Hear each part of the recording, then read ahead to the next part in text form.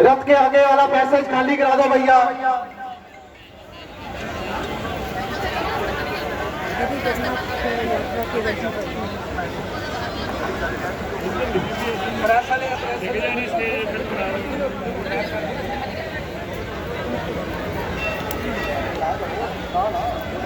भैया कोई नहीं जाएगा, रहने दो।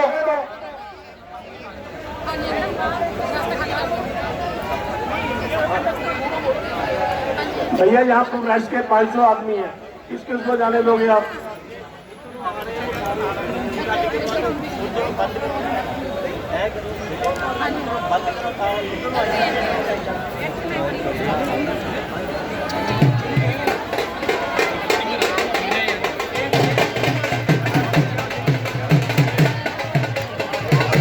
सभी से अनुरोध अपना पैर बचाकर रहे।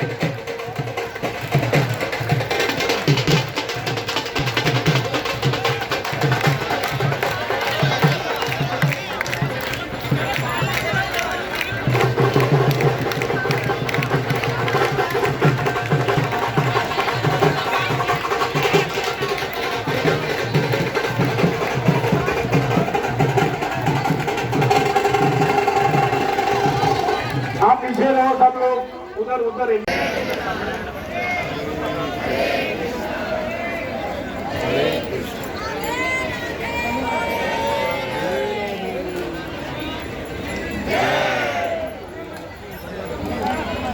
भाई दर्शन कीजिए भगवान के, भगवान जगन्नाथ जी के दर्शन कीजिए। सुखा जी बाउंसर।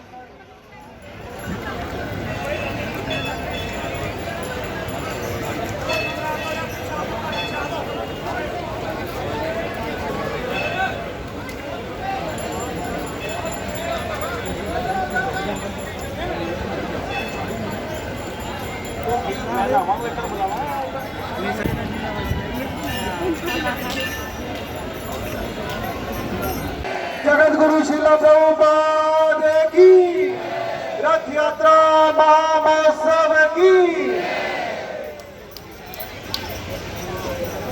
रथ यात्रा की आज की कार्रवाई को शुरू करते हुए सबसे पहले इस्कॉन लुधियाना अध्यक्ष श्रद्धेय नरोत्तम नंददास जी, जिनकी अगुवाई में ये रथ यात्रा निकल रही है, उनको मैं सादर आमंत्रित करता हूं कि वो हम सबको बताएं कि भगवान जगन्नाथ विशाल रथ पर क्यों विराजमान होते हैं। श्रद्धेय नरोत्तम नंददास जी।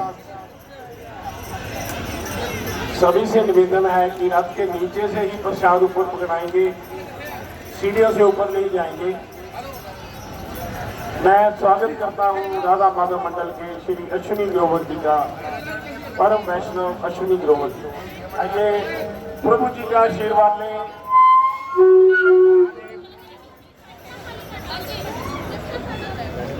हरे कृष्णा, सब लोग बोलिए हरे कृष्णा। हरे कृष्णा। हाथ ऊपर करके जगन्नाथ जी की कृपा प्राप्त करने के लिए सब लोग बोलिए हरे कृष्णा। हरे कृष्णा। हरे कृष्णा।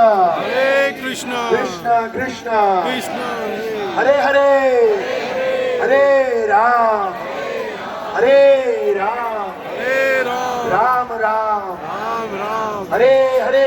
हरे हरे।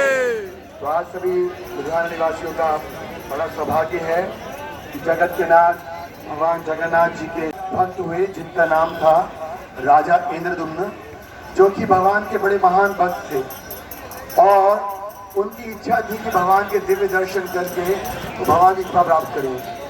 उस समय भगवान नील माधव के रूप में नीलाचल में वास करते थे। जब उनको ये जानकारी मिली तो उन्होंने अपने सभी सैनिकों को भेजा कि आप जाइए, ढूंढिए कहाँ पर है नील माधव का सुंदर विग्रह, जिनका दर्शन करने मात्र से सभी जन्मों के पाप दूर होते हैं और भगवान की कृपा मिलती है। अनेक सैनिक लोग गए, लेकिन कोई भी भगवान के सुंदर विग्रह को ढूंढ नहीं पाया। उनके एक मंत्री थे जिनका नाम था विद्यापति। तो उन्होंने एक गांव में पहुंचकर एक सबर जाति के घर में प्रवेश किया और जहां उनको बहुत सुंदर सुगंध आ रही थी, उन्होंने उस घर में रहने वाली स्त्री से पूछा। उन्होंने बताया कि उनके पिताजी रोज नीलाचल पर्वत पर जाकर भगवान की पूजा करते हैं और जब वो वापस आते हैं तो उनके शरीर से सुंदर सुगंध आती है। और फिर विद्यापति के प्रार्थना करने पर विश्वासु उनको एक दिन वहाँ पर दर्शन कराने के लिए लेके जाते हैं। लेकिन जैसे ही वो दर्शन करके वापस आते हैं तो नील माधव भगवान वहाँ से अदृश्य हो जाते हैं। राजा इंद्रद्युम्न सोच के बड़े दुखी होते हैं और तब स्वयं भगवान राजा इंद्रद्युम्न को स्वप्न में प्रकट होकर कहते हैं कि आप चिंता नहीं कीजिए, आने वाले समय में द्वापर युग में भगवान कृष्ण के रूप में आकर द्वापर में पूजे जा रहे थे और कलयुग में भगवान जगन्नाथ जी के रूप में प्रकट हुए। तो सतयुग में भगवान के साथ जुड़ने की विधि थी ध्यान के द्वारा। लोग लाखों साल तक जीते थे, हजारों साल भूख प्यास की चिंता किए बिना वो भगवान का ध्यान लगाते थे। फिर त्रेता युग में भगवान को प्रसन्न करने के लिए लोग यज्ञ करते थे, बड़े बड़े हवन कुंड बनाकर पुरोहितों के द्वारा मंत्रों के उच्चारण से भगवान की सेवा होती थी। द्वापर युग में भगवान को आराधना करने के लिए बड़े बड़े मंदिरों का निर्माण किया जाता था जिसमें भगवान की आराधना होती थी। लेकिन कलयुग में भगवान ने देखा कि ना तो लोग भगवान का ध्यान कर सकते हैं, ना ही वो बड़े बड़े यज्ञों का आयोजन कर सकते हैं और ना ही सवेरे 4 बजे उठकर मंदिर में जाकर भगवान की पूजा अर्चना कर सकते हैं, क्योंकि मंदिरों में जाने के लिए उनको शुद्ध अवस्था में होना है, नींद को त्यागना है। तो कलयुग में भगवान जगन्नाथ जी ने अपने स्वरूप में प्रकट होकर ये विचार किया कि जो लोग ना तो किसी तीर्थ स्थान में जाके ध्यान कर सकते हैं, ना यज्ञ कर सकते हैं, ना ही मंदिरों में जाकर भगवान की पूजा कर सकते हैं, उनको दर्शन देने के लिए स्वयं भगवान जगन्नाथ जी साल में एक दिन अपने मंदिर से निकलकर रथ पर विराजमान होते हैं। स्कंद पुराण में बताया गया है, रथम वामनम दृष्टवा, कि जब हम अपने इन आंखों से भगवान को दर्शन करते हैं, जब वो रथ के ऊपर आराधित होते हैं, तब पुनर्जन्म न देते, वो पुनर्जन्म के चक्र से मुक्त हो जाता है। तो कलयुग में भगवान जगन्नाथ जी पतित पावन है। केवल देखने मात्र से श्रील प्रभुपाद जी से एक भक्त ने प्रश्न किया कि हमने सुना है कि रथ यात्रा में जो व्यक्ति भगवान जगन्नाथ जी का दर्शन करता है, उनके रस्से को खींचता है, वो जन्म मृत्यु के चक्र से मुक्त हो जाता है। तो क्या प्रभुपाद जी सभी लोग, जैसे आज इतने सारे लुधियाना भक्त लोग आए हैं, तो क्या जगन्नाथ जी का रथ पे दर्शन करने से, उनकी रस्सी खींचने से सब पापों से मुक्त हो जाएंगे? प्रभुपाद जी ने बोला हाँ, लेकिन एक छोटा सा जरूरी बात ध्यान रखना है कि जब भगवान जगन्नाथ जी रथ में विराजमान हो तो उनको एक केवल लकड़ी के विग्रह के रूप में नहीं, साक्षात भगवान के रूप में यदि हम स्वीकार करते हैं तो निश्चित रूप से भगवान जगन्नाथ जी का दर्शन करने से, उनके रस्से को खींचने से और साथ में कीर्तन करने से भगवान बड़े प्रसन्न होते हैं। स्वयं भगवान कृष्ण कलयुग में एक भक्त के रूप में प्रकट हुए हैं, चैतन्य महाप्रभु के रूप में। और आज के दिन रथ यात्रा में जब चैतन्य महाप्रभु अपने सभी भक्तों के साथ भगवान जगन्नाथ जी के रथ के सामने नाचते थे, तो उनके नृत्य को देखकर पूरे शहर के निवासी तो आकर्षित होते थे, स्वयं भगवान जगन्नाथ जी भी बड़े प्रसन्न होते थे। और कभी कभी उनके नृत्य को देखने के लिए जगन्नाथ जी का रथ रोक लेते। कई राजा लोग अपने बड़े बड़े हाथी शक्तिशाली लोगों से रथ खिंचवाते, लेकिन भगवान जगन्नाथ जी डर से मस्त नहीं होते, क्योंकि उनकी इच्छा थी कि नृत्य करते हुए चैतन्य महाप्रभु और उनके भक्तों को आनंद प्रदान करें। तो इसी भावना से जगन्नाथ जी की रथ यात्रा का आयोजन किया जाता है। अब एक मुख्य बात यह है कि आज से 55 साल पहले ये जगन्नाथ जी की रथ यात्रा केवल जगन्नाथपुरी में होती थी, और जिस भी व्यक्ति को जगन्नाथ जी के दर्शन करने जाना है रथ पर, उसको जगन्नाथपुरी जाना पड़ता था। उस समय उतने हवाई जहाज और ट्रेन की सुविधा भी नहीं थी। लेकिन आज से 55 साल पहले जगन्नाथ जी के परम भक्त इस डिवाइन ग्रेस एसी भक्तिवेदांत स्वामी श्रील प्रभुपाद जी ने इस जगन्नाथ जी की रथ यात्रा को केवल जगन्नाथपुरी के बाहर नहीं, बट भारत के बाहर पूरे विश्व में इस रथ यात्रा का प्रचार किया। जब पहली बार 1967 में प्रभुपाद जी अपने भक्तों के साथ जगन्नाथपुरी मंदिर में गए तो उनके कुछ विदेशी भक्तों को जाने से रोक दिया गया और तब प्रभुपाद ने बाहर से खड़े होकर जगन्नाथ जी से प्रार्थना किया कि जगन्नाथ आप तो पूरे जगत के नाथ हैं, मैं चाहता हूं कि केवल पुरी में नहीं आप पूरे जगत के वासियों को आशीर्वाद दें। और बड़े आश्चर्य की बात है कि उसी साल 1967 में पहली बार सैन फ्रांसिस्को में भगवान जगन्नाथ जी प्रकट हुए। 2 मिनट में आपको बताते हैं कि कैसे विदेशों में जगन्नाथ जी की रथ यात्रा शुरू हुई।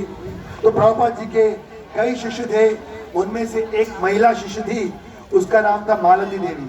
तो एक दिन अपने छोटे से बच्चे के लिए वो इंडियन स्टोर में कुछ खिलौने खरीदने के लिए गई और वहां पर उसको एक छोटा सा खिलौना दिखाई दिया जिसको वो लेकर आई और उसने अपने गुरु महाराज श्रील प्रभुपाद जी को दिखाया।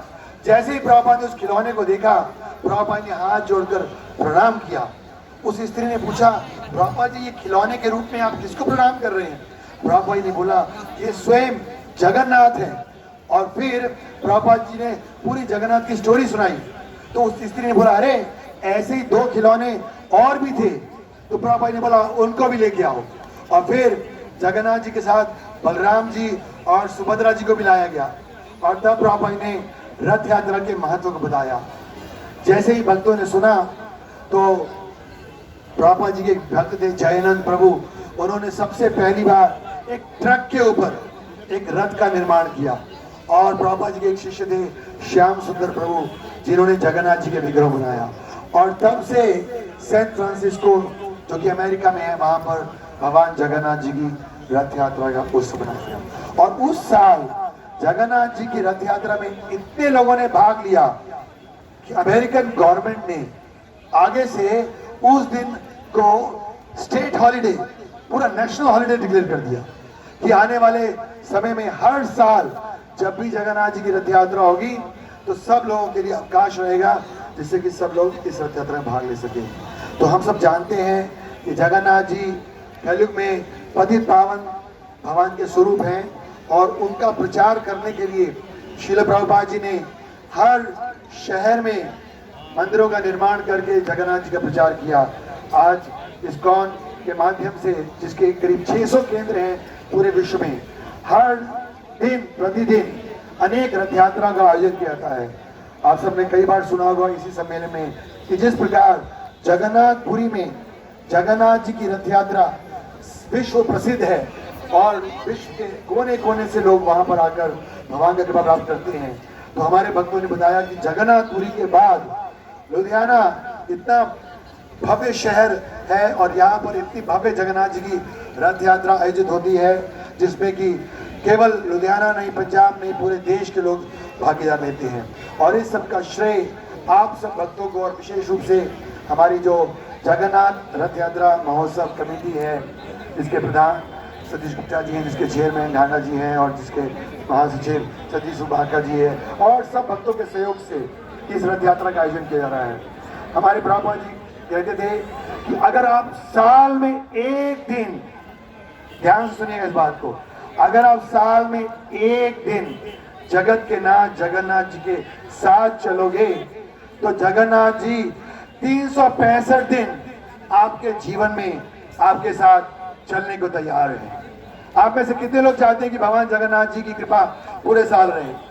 हरि बोल, सब लोग बोलिए हरे कृष्णा हरे कृष्णा कृष्णा कृष्णा हरे हरे हरे राम राम राम हरे हरे। कुछ ही क्षणों में हमारे मुख्य अतिथि आने वाले हैं। ये रथ यात्रा प्रारंभ होगी। हमारे भक्त लोग भगवान जगन्नाथ जी के सामने कीर्तन करेंगे। अलग अलग शहरों से आए हुए भक्तों का हार्दिक स्वागत है। सब भक्तों से प्रार्थना है कि सब लोग भगवान का दर्शन कीजिए, भक्तों के साथ कीर्तन कीजिए, रस्सी खींचिए और सबके लिए प्रसाद की व्यवस्था भी है। ये रथ यात्रा आरती चौक तक जाएगी और वहां पर सबके लिए प्रसाद की व्यवस्था भी है। सब लोग इसे भाग लीजिए और भगवान जगन्नाथ जी की कृपा को प्राप्त कीजिएगा। जगन्नाथ रथ यात्रा महामहोत्सव की, जगन्नाथ स्वामी की, जगत गुरु श्रील प्रभुपाद की जय। गौर हरि प्रेमानंद। बहुत बहुत धन्यवाद।